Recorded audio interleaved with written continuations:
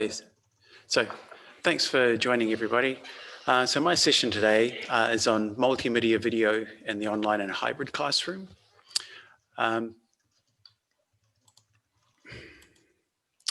So the outline of this presentation is I'll go through some design principles. We'll look at how to clean up YouTube, some downloading, how to embed quizzes, using screenshots and captions, how to jigsaw video, briefly creating and editing, some recommended resources, and how you can use playback tips that are in line with those design principles.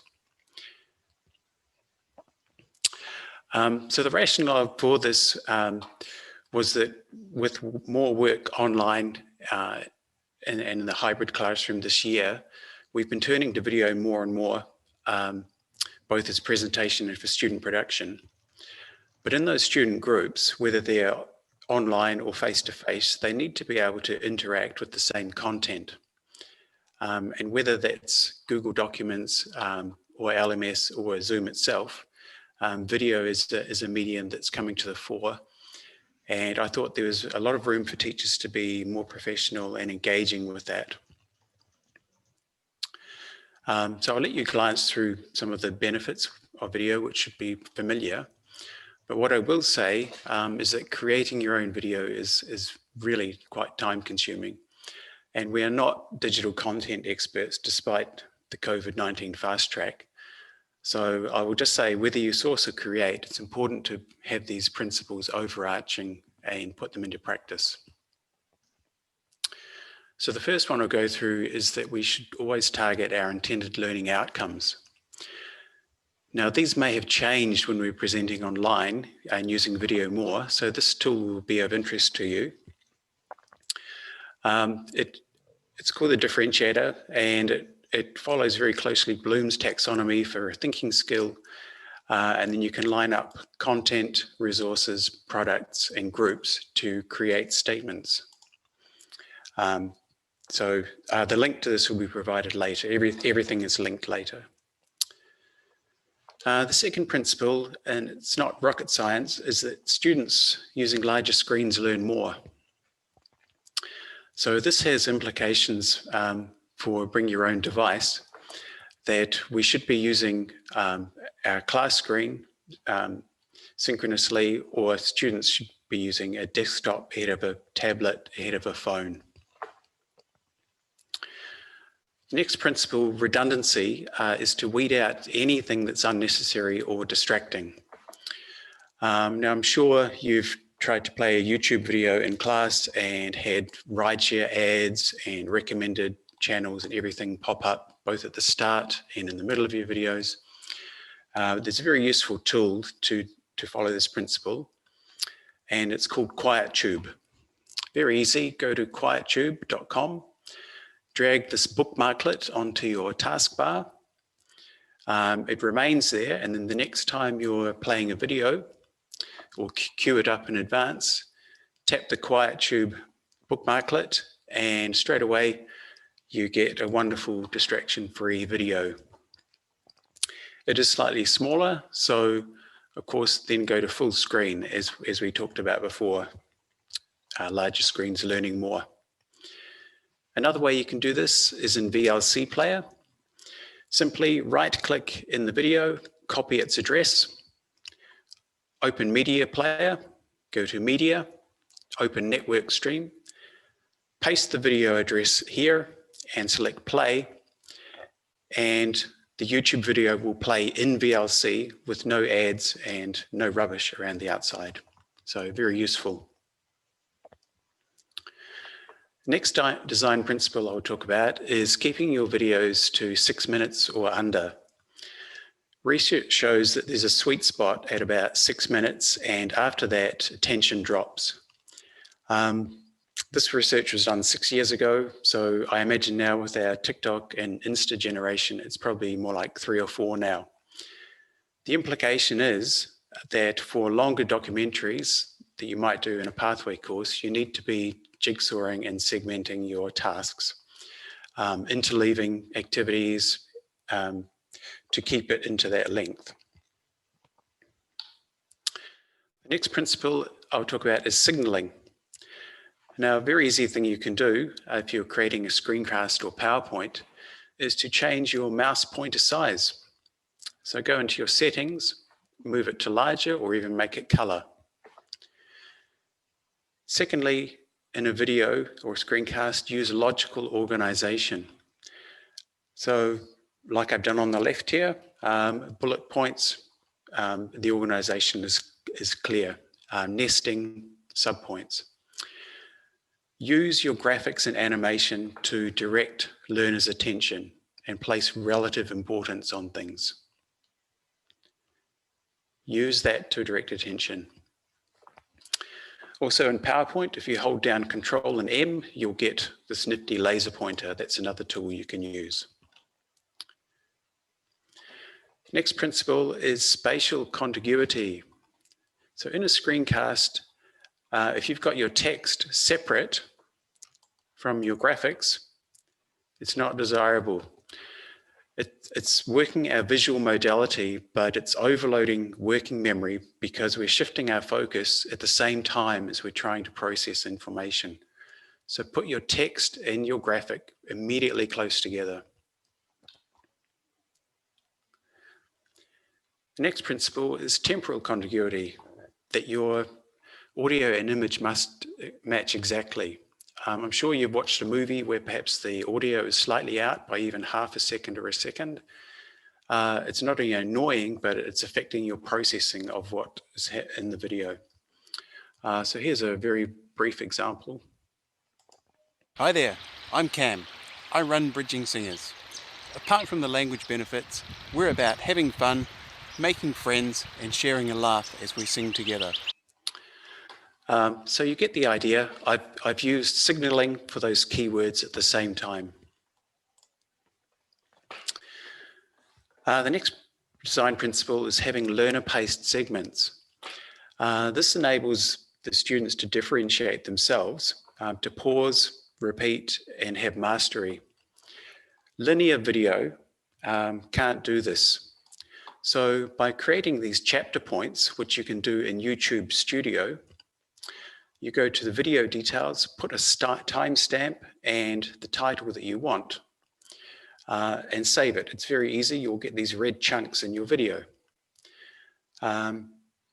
This enables you to direct learners' attention to the relevant information that you're chunking, the tasks, so there's working memory and time for students to process. And it also links back to what I said earlier about keeping things to 6 minutes or under.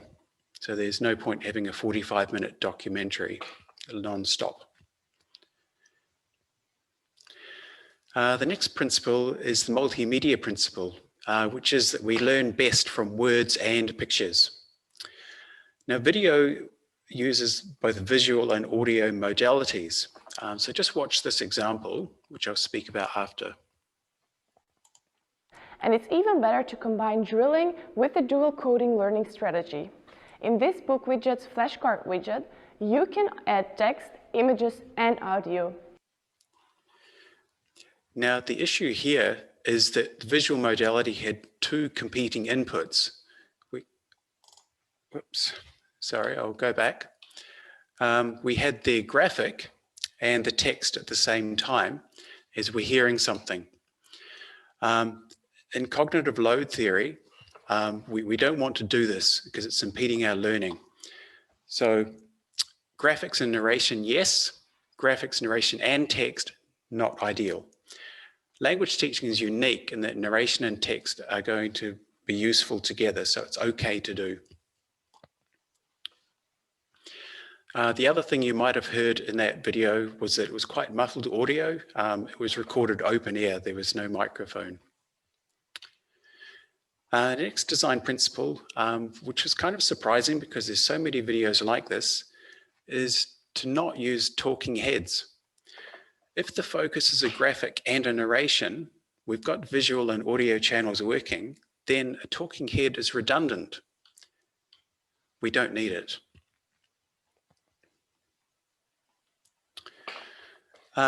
We should integrate active learning tasks. And actually, students prefer it. over a linear video. They prefer to be stopped and checked on things.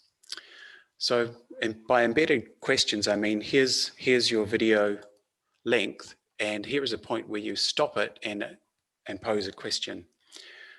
So through the testing effect, we get active listening. The questions have context, it's immediate context. And the questions can shape the video experience. So you could compose completely different questions on the same video to shape how students experience it. The feedback on these questions is immediate, and the students are able to repeat if they need to. So this is lunar-paced and self-differentiated. I'll show you an example. This is Edpuzzle. It's a free account and also a Chrome extension. You can add your own videos to it or use YouTube, Khan Academy. You can cut video, you can put voiceovers and insert questions, multi-choice and also open-ended. So this is an example. I just put a one question example in just to demonstrate how this works.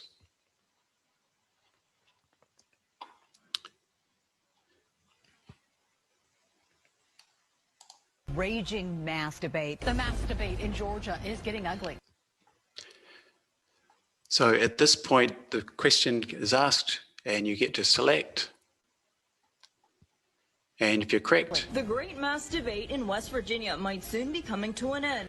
And it moves on.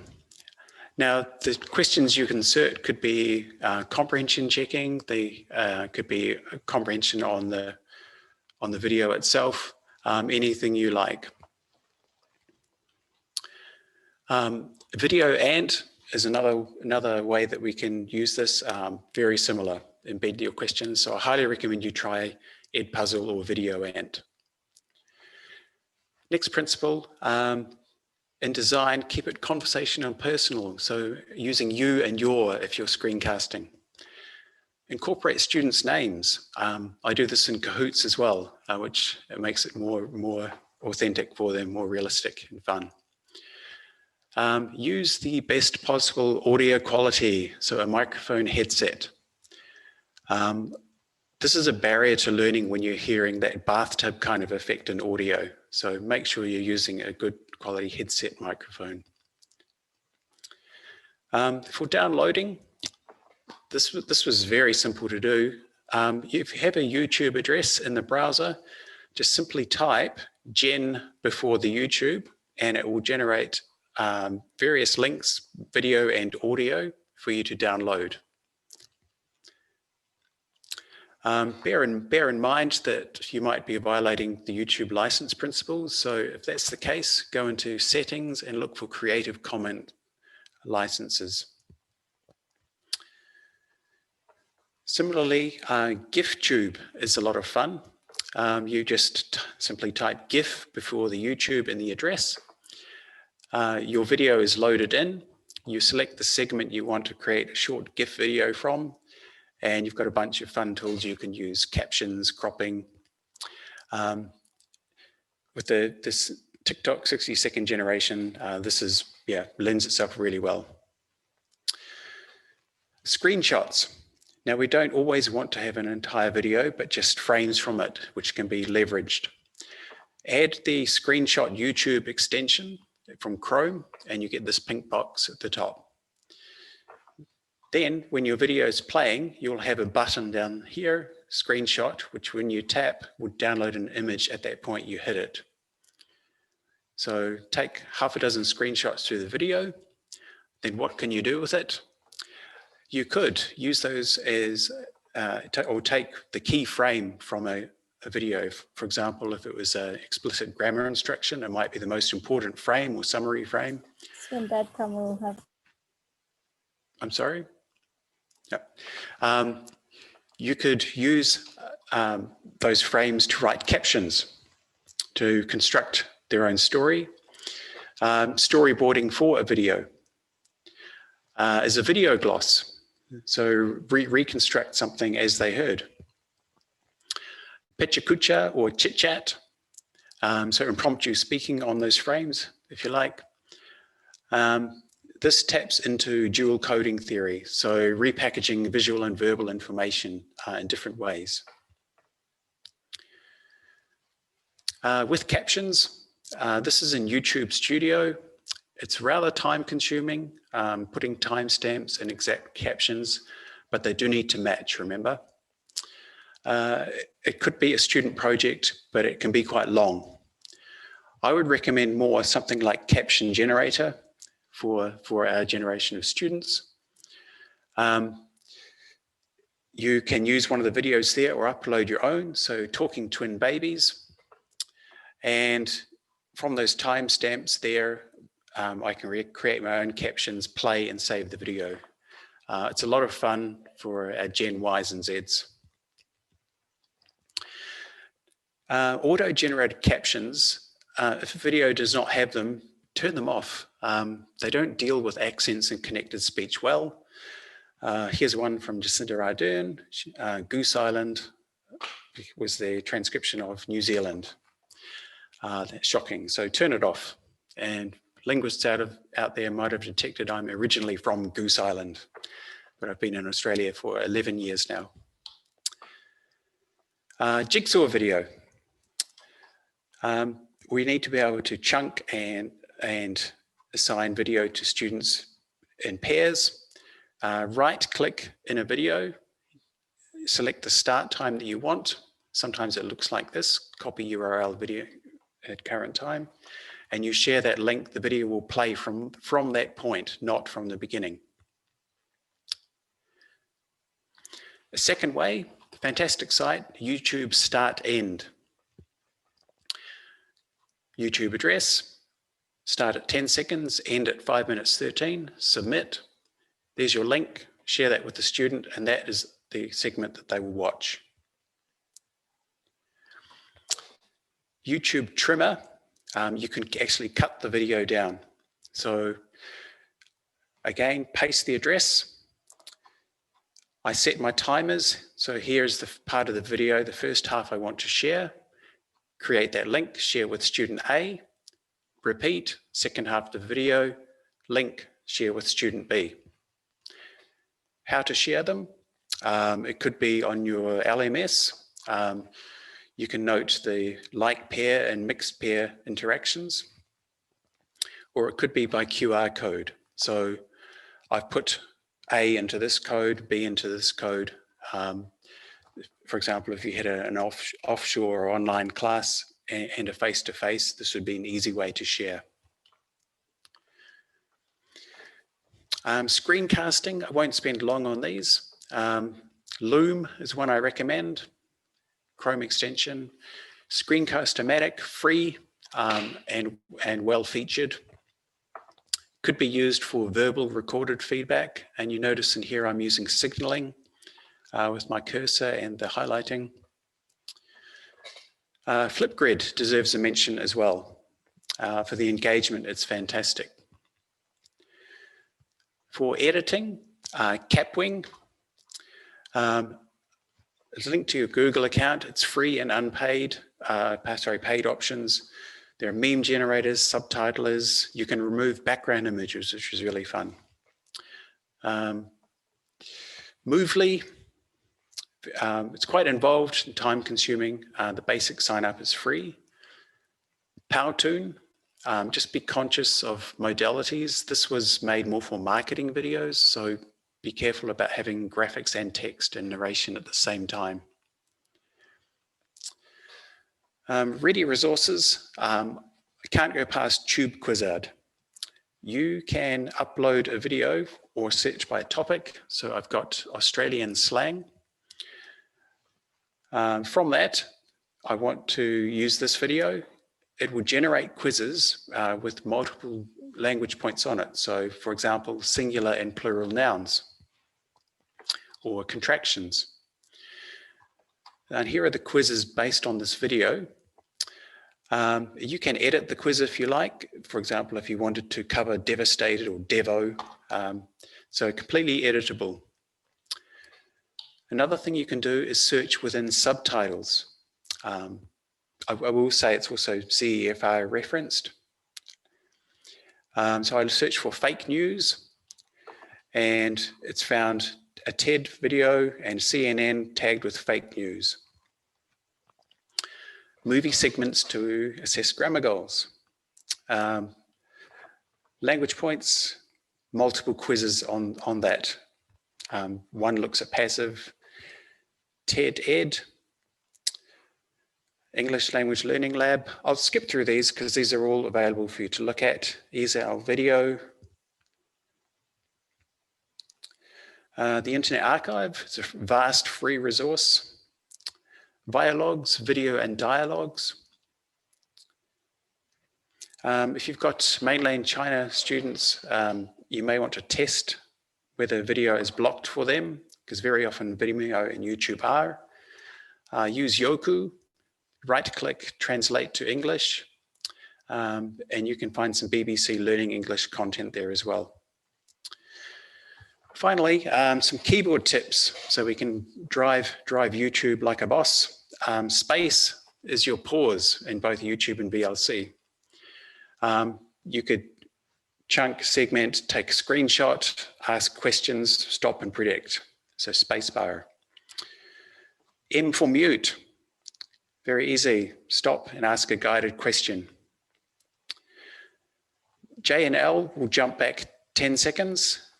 Arrow keys 5 seconds in YouTube. VLC it's slightly different, but this is still useful for repetition and mastery.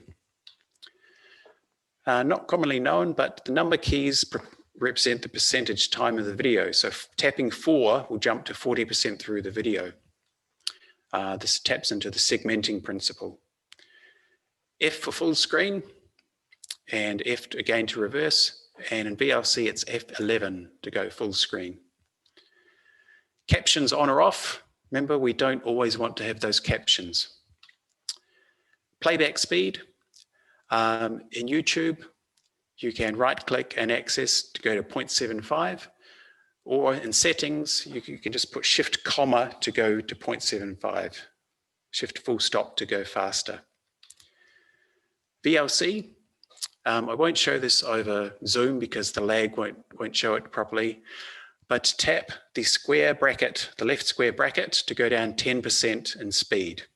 It's a small difference, but it really, to some students, makes all the difference. So 2 taps will go down to 80%. So if you can't differentiate the content, differentiate the process for students. Here's my contents again. Too long, didn't watch. Everything in yellow is hyperlinked, and you'll be able to get later in the slides. And there's some of the shortcuts I talked about. Other recommended resources and links, channels. My references, I recommend reading Maya, and I think I've just come in under my 24 minutes, so I'll finish there and hand back to you, Sophie.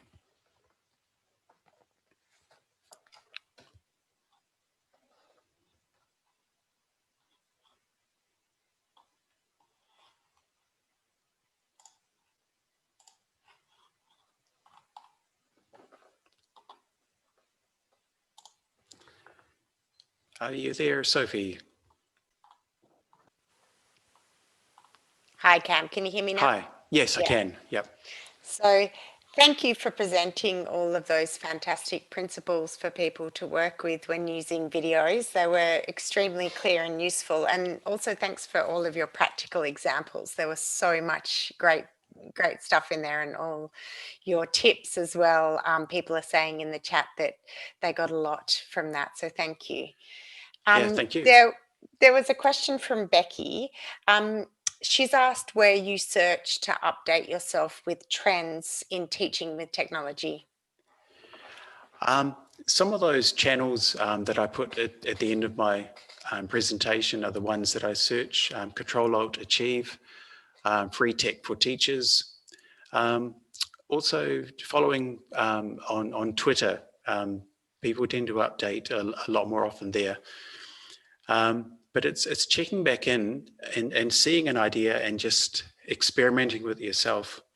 And it may not work for you, or it may be one little gem that makes a difference. And I hope if there's just been one or two things today that you've picked out that you can try, whether it's Edpuzzle or Tube Quizzed or just left square bracket, go and play with it now on VLC Player. But just not be afraid of it failing in class. Take it, try it out, and you'll be surprised if it works. All right. Thanks, Cam. All right. Are there any other questions for Cam? Someone's asking about Tube Quizzed. For someone who's not familiar with this, how long roughly would it take to prepare material? If you made a quiz from scratch from the beginning, probably 20 or 25 minutes. But I concluded these because you don't really need to. We're all time pressured this year, so there's a lot of resources that are already made and we don't need to reinvent the wheel. So if you search by a lexical topic or find a grammar point, there'll be one, I think, ready-made that you'll be able to use or adapt for yourself. So once you've got an account, you can use that video in your own resources and adapt it. You can change the quiz yourself. So if you're just modifying one slightly, it might only take 5 minutes. Yep. Okay, great. Okay, Cam, well, I think that's it for questions for you. Thank you again. We might just come back to Orizio now, because I know there were some questions for Orizio in the chat that we didn't address before. Sure. So if people can stay on, then please do stay on for Orizio's questions as well. So are you still there, Riz? Yes. Yeah, great. So someone's asked if your organisation has a Padlet license or do you just use your own? No, they do have a Padlet license at UQ. So yes, I am able to use it. So yeah, so I use the one via UQ. Yep, sure. And then Claire's asking about how you share the online docs with your students. Do you do it via LMS? Do you email it to them or do you use some other method? I'm not so sure I understand which document she's talking about. It was the tasks that you gave them with the questions and that they had the space. Oh yes, no, I do. Yes, the QR code. Yeah, that is. I share it on Zoom. It's only one page, so I just put it on the chat box and they get it. So it's a link to say a Word document that you. It's a Word document. I just give them the Word document. There is no. I designed the material so they can have access to that. So I just it's only one page, so I just put it in the chat box as a Word document. Sometimes I have it in PDF if I want to, but yes, and they only receive that once. They don't need to receive that more than once, and they keep that as a template. So they're told that it is a template, that it needs to be reused, and they know. And I put it on the Padlet too, so they can download it if they need it. Great, thanks. Okay, does anyone else have any more questions for Cam or for Orizio? Feel free to just unmute yourself and ask the question yourself if you like.